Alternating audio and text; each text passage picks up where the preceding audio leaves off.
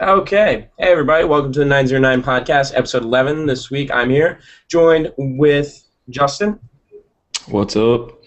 And I think this week we have someone else. Bring it on Hi. in. It's Mike. Hello, everybody. Mike's here. Yeah, that's happening. We got a little bit to talk about. One thing I want to point out right at the top, I screwed up last week. All three of you that watch will make notes from episode 10.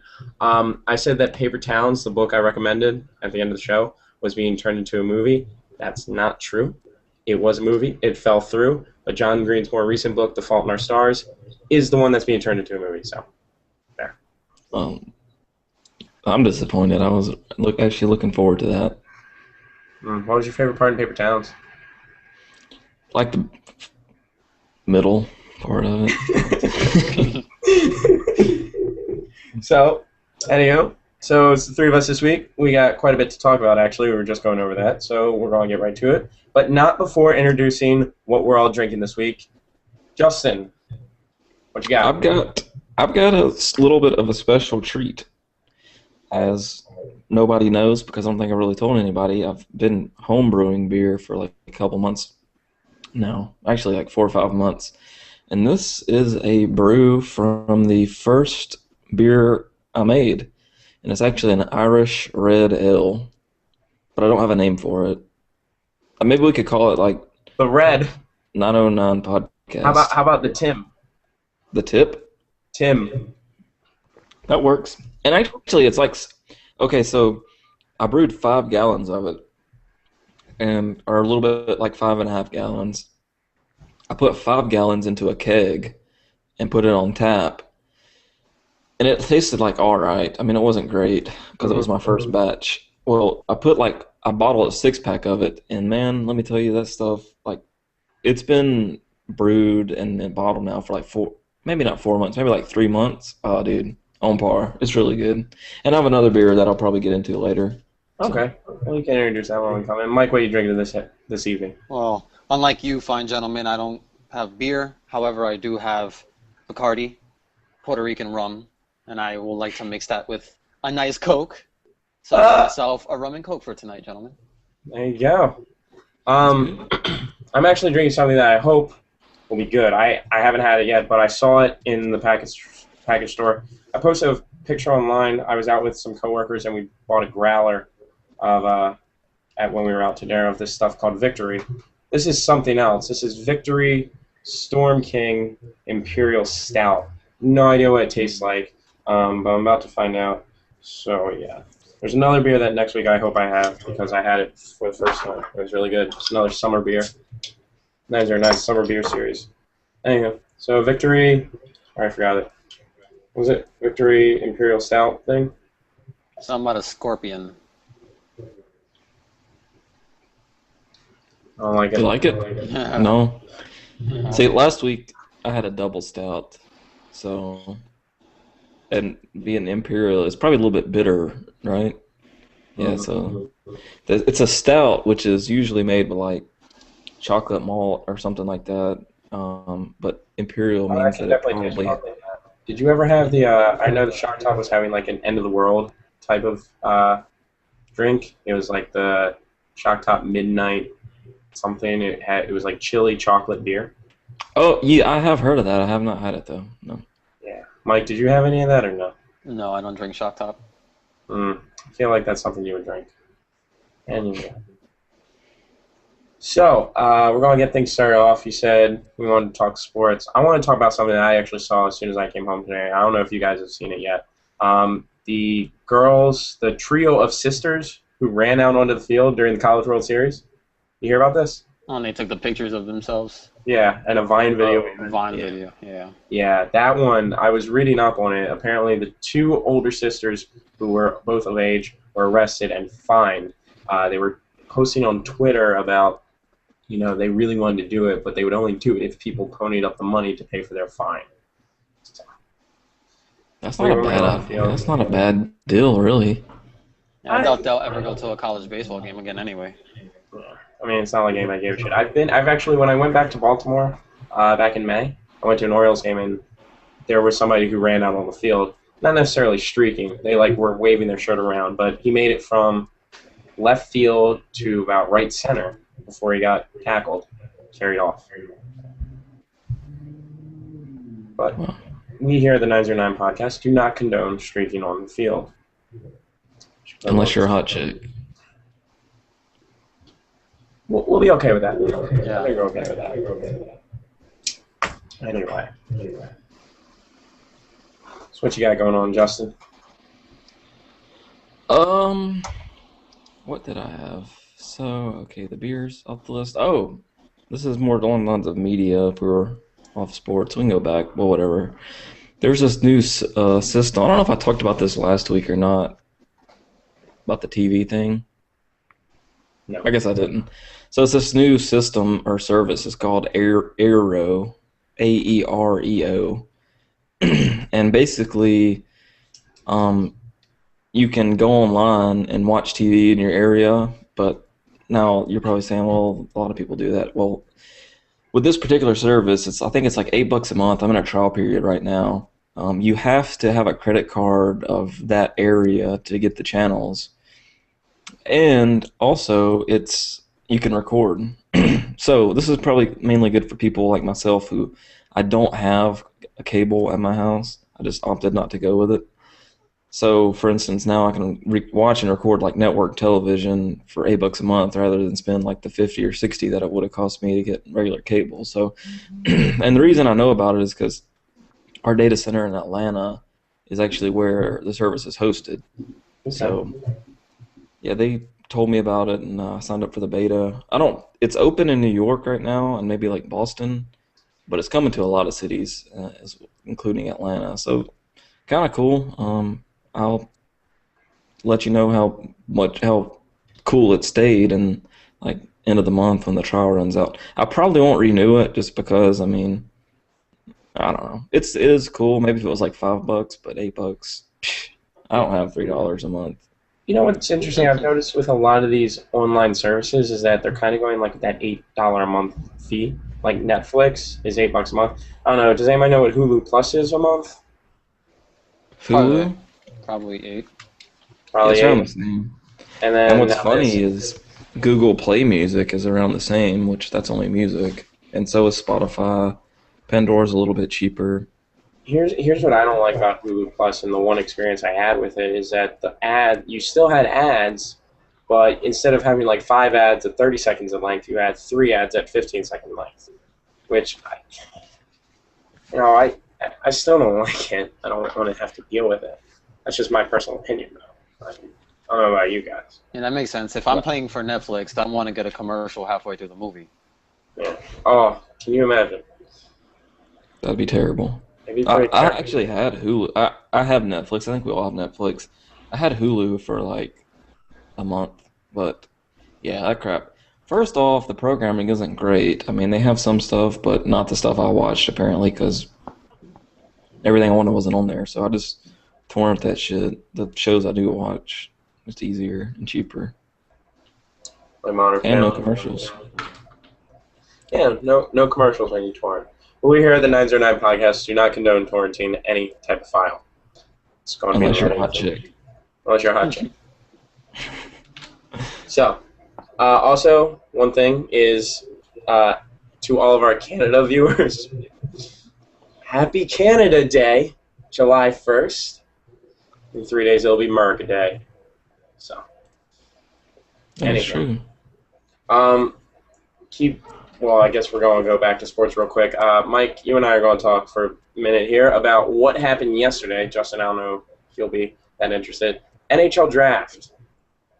The one thing everybody talked about has to deal with your team, Mike. Is that right? Yes, it is. And it's one of the greatest days of my life.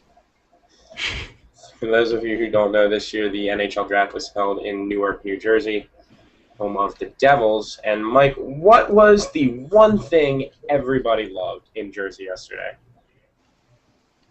One thing everybody loved? Yeah. If you were a Devils fan. Oh, if you're a Devils fan, well, there were 2 things everybody loved. One of them was the fact that the Devils finally did something to ensure that they're going to actually be a legitimate team for the next 15 years.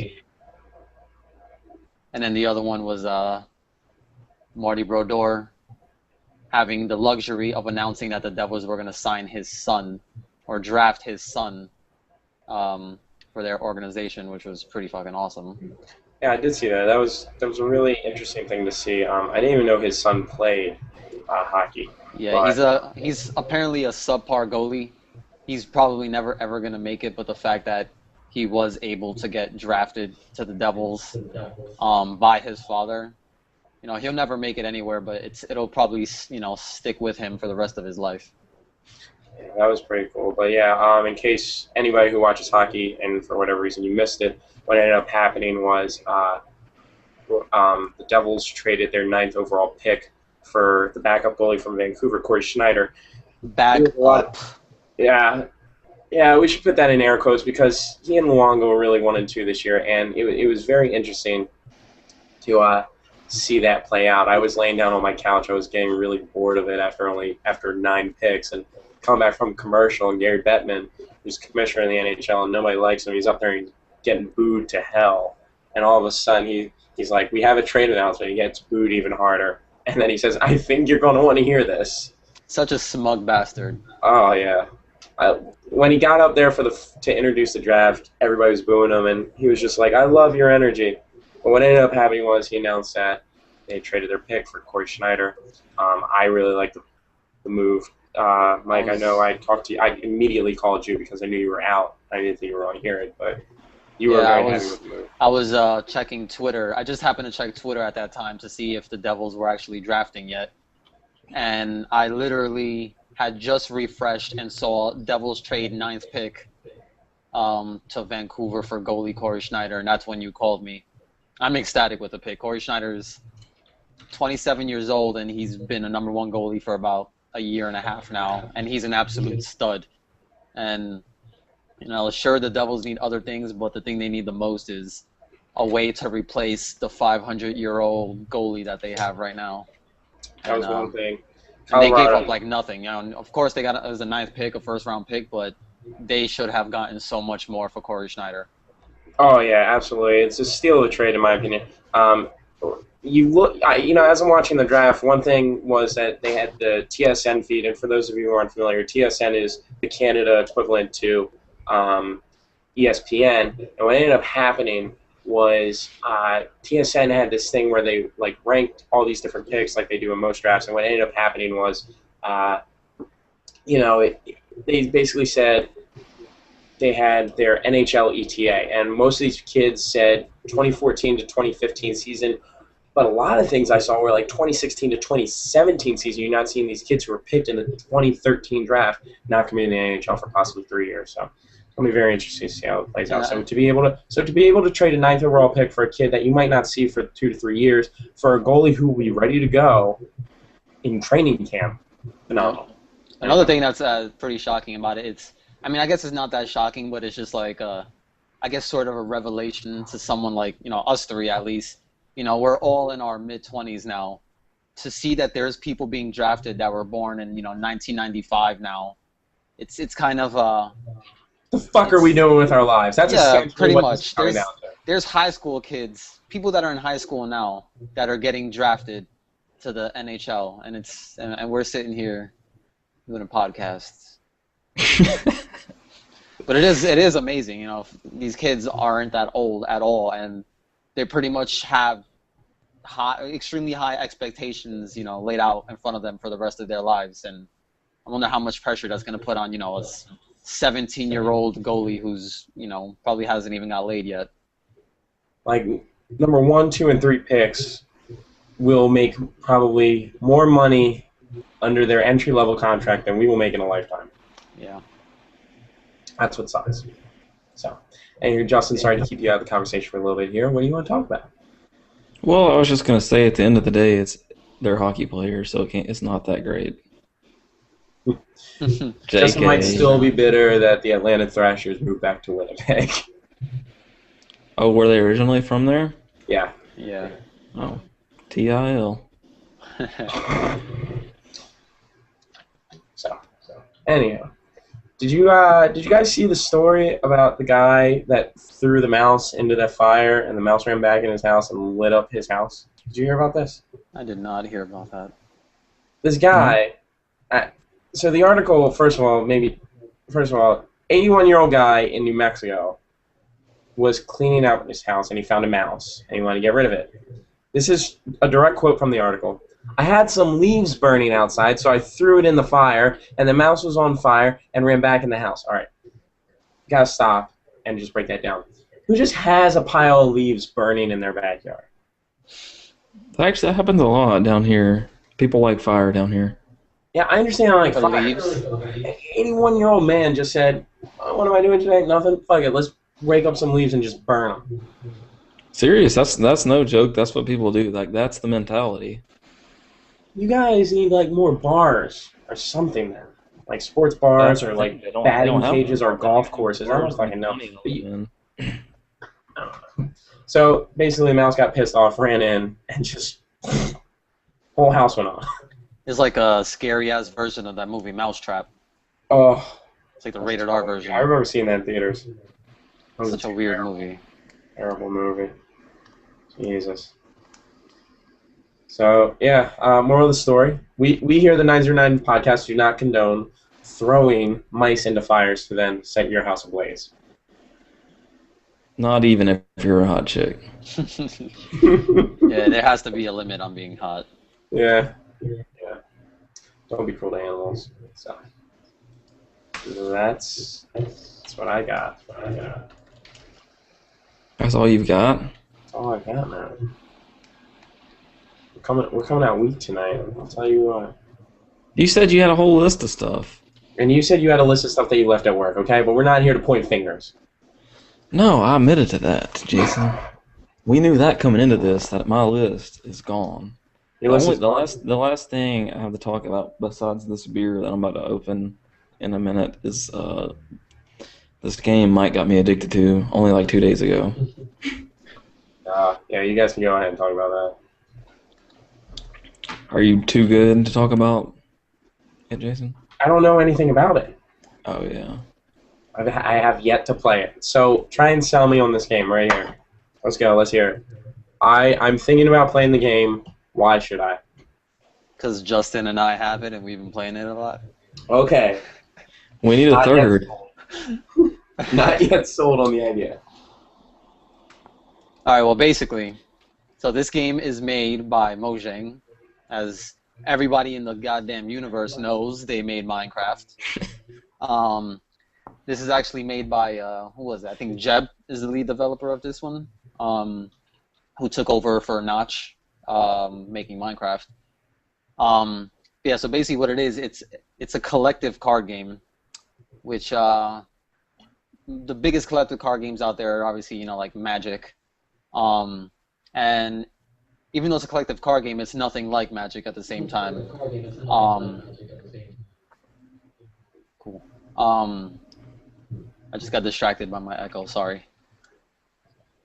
But yeah, essentially, so it's just, you have your decks, you unlock decks and everything, but the difference between this and a game like Magic is instead of just placing down cards, you actually have an interactive board in front of you where every card you put down, you have a character for each card, whether it's like a spell, an enchantment, there's something there on the board, and you get to see in front of you exactly what you're doing.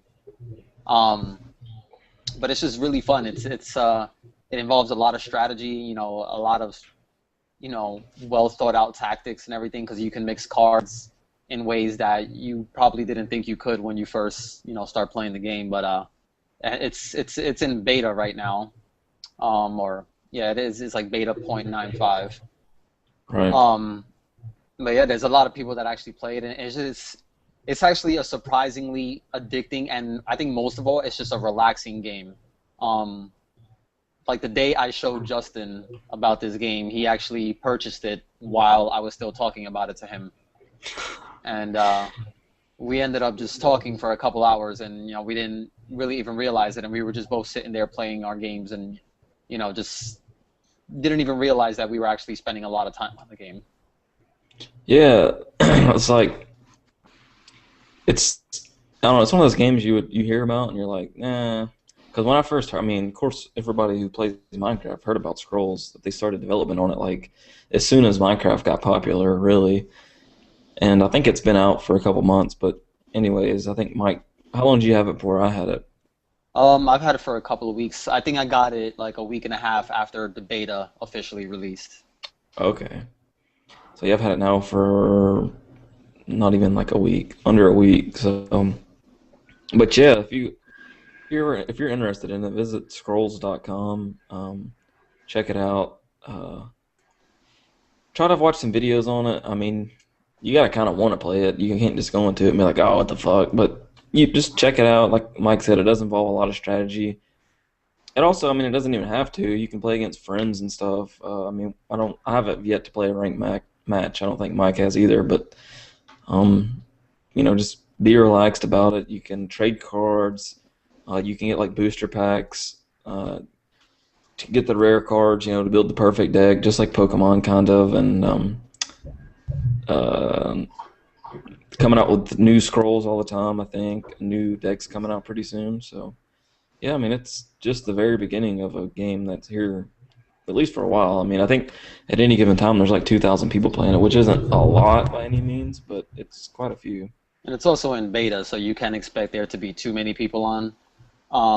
I think something that turns a lot of people off is the price point, because it's $21 if you pay for it, but it's under the same model as Minecraft, where if you bought it in alpha, you're gonna get all the future updates and expansions and all that stuff for free as part of the buying the beta deal. So when I first got it, I saw it was $20 and I really wasn't sure, but it was just one of those things where I saw people streaming it online on Twitch TV, and I just couldn't help but want to at least try it. And I'll tell you, it's been a couple weeks. Like Justin said, I haven't played a ranked match against an actual human, but I haven't regretted it. It's fun to sit there and try to grind it out against the hard ass AI. But it's just good. It's a nice change of pace game. I feel like it's not as intense as something like Magic, maybe because it's still in its infancy, so it hasn't had 20 years to develop. Would you say it's as difficult as Pokemon, or no? No, would you not?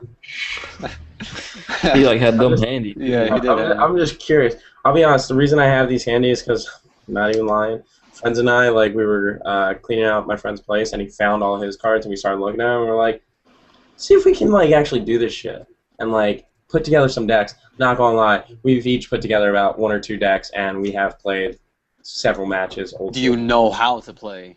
Or are you making it up on the fly? Friend A, who will probably remain nameless, said, yeah, no, he remembered how to play.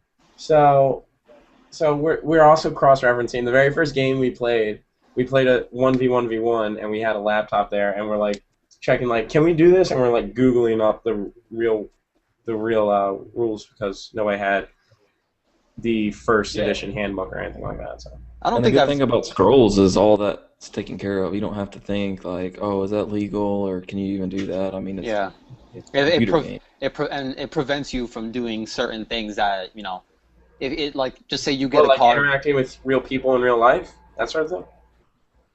I mean, me and Justin were hanging out while we were playing. We're all doing this, not in the same houses or same states or anything. So I guess that was a really bad argument. But one thing I do like about Scrolls that I actually find unique is, when you play a game like Magic or even something like Yu-Gi-Oh! And whatnot, you have an actual life counter, whether it's an HP bar or, you have 20 life for your character and whatnot. The special thing about Scrolls is you technically have a life meter, but it's in the form of 5 statues, each with 10 health. And in order to win, you have to completely destroy 3 of those statues. And I find that to be a unique twist, because it's not just, put down a ton of, attacking units and attack the opponent's life. You have to figure out exactly which statues you actually want to, go after, because at any given moment, that lane can be completely blocked off, and you've been spending the past 10, 15 minutes trying to destroy this lane, and now you just completely lost all that time because they completely blocked it off and you're never going to get through there. Okay. So, Scrolls, is that the name of the game? Yeah, Scrolls, you can find it. We'll have a link to it in the show notes. You can find it at mojang.com, I believe. We're there. So, yeah, we'll have a link for somebody to get it. And if we get enough of a positive response, maybe we can get together some sort of 909 game night or something like that. If anybody who does listen to this, all two of you, do end up getting Scrolls, join the 909 lobby. Numbers 909. Justin and I are always in there and always open for challenges or trades. There we go. Also, one thing we need to shout out to is Mitchman22. Used to play Coke Music with us. I think he was even a mod on 909.net back in the day. We know you watch these. We saw you comment on them. Get in touch with us, man. We want you on. He was a junior mod. He was a junior. I forgot about the junior mod era. Yeah. He was a junior mod. Oh, shit. Well, if nobody has anything else to talk about, I think we can go ahead and move on to our recommendations for this podcast. Unless Mike had a topic. I don't know if Mike had a topic. He didn't ask. Mike, do you have a topic? No, my topic was Scrolls. I think we spent enough. Okay. Good amount of time So going on Scrolls. to recommendations, this is part of the show where we recommend a movie, a band, a TV show, a book, a website, life advice, Sure. such as. Just what you got for us this week? I was gonna kind of recommend Scrolls. Okay. We got Scrolls. It is a Hey, good Mike, recommendation. what are you recommending? I got a yes. Well, believe it or not, it's not Scrolls. So for anyone who's actually watched TV over the past, 7 or 8 years, I'm going to recommend Dexter. Was it yesterday night, Sunday night, Dexter entered its final season, which I believe is the 8th season now. Yep. If you haven't watched Dexter by now, what are you doing with your life? And watch it. It's an amazing show about a sociopath.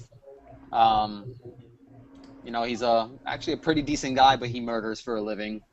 And it's an amazing show. Every season has its own unique their own unique twist. My bad. But yeah, sometimes it gets a little slow, but overall it's an amazing show. There's a lot of killing, a lot of blood. There's a lot of intense, dark, situations, and you can catch it on Showtime every Sunday at 9 o'clock, I believe.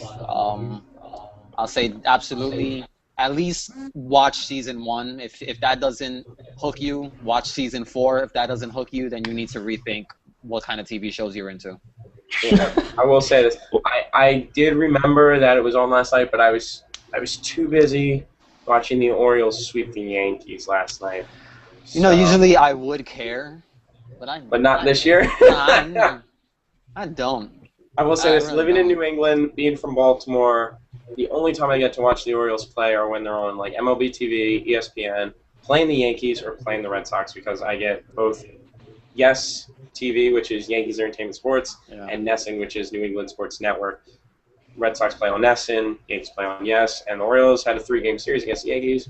That was more important to me than watching Dexter when I knew I could watch it on demand legally.